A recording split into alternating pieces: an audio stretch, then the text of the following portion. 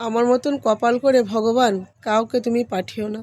না, আমার কপালে সত্যি কোনো সুখ নেই। আমি কোনোদিনও সুখী হতে পারলাম না। এই কষ্ট আমার সারা জীবন থেকে যাবে। না পারলাম শ্বশুরবাড়িতে সংসার করতে, ছেলেটাকে পারলাম না পয়সার অভাবে পড়াশোনা করাতে, স্বামীটা অল্প বয়সে অসুস্থ হয়ে গেল, তারপর পৃথিবী ছেড়ে চলেই গেল। না আছে নিজের বাড়ি, না আছে নিজের ঘর, না পারি 500 চাল এনে ছেলেটাকে নিয়ে নিজে ফুটিয়ে খেতে।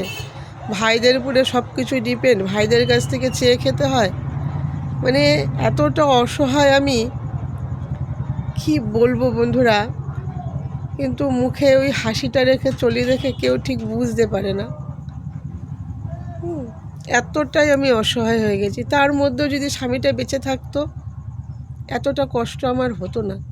আমি ঠিক চালিয়ে নিতাম, চালিয়ে নিয়েছিলামও।